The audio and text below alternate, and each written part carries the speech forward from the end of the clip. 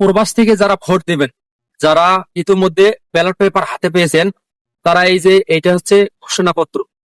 তো এই ঘোষণাপত্রটা ভালো করে পড়ে নেবেন। এখানে 10টা নির্দেশনা দেওয়া আছে। এই 10টা নির্দেশনার মধ্যে 7 নম্বর নির্দেশনাটা ভালো করে পড়বেন এবং সেটা মানার চেষ্টা করবেন। 7 নম্বর নির্দেশনায় বলা হয়েছে, কাহারো দ্বারা প্রভাবিত না হইয়া গোপনে ভোট কার্যক্রম সম্পাদন করুন। মনে রাখিবেন, ব্যালট পেপারের ছবি তোলা বা ভোটের গোপনীয়তা ভঙ্গ করিয়া যে কোনো মাধ্যমে তথ্য প্রকাশ করা শাস্তিযোগ্য অপরাধ। অথচ আমরা ফেসবুকে, ইউটিউবে, টিকটকে অহরহ দেখতেছি ব্যালটের ছবি, কোন মার্কাতে ভোট দিয়েছে তার ছবি, এবং হচ্ছে গণভোটে হ্যাঁ ভোট দিয়েছে নাকি না ভোট দিয়েছে এগুলোর ছবি অহরহ ছড়িয়ে বেড়াচ্ছে। সবাই সাবধান থাকবেন আবার এবং সতর্ক হবেন, কারণ এগুলো সামাজিক যোগাযোগ মাধ্যমে প্রকাশ করা যাবে না।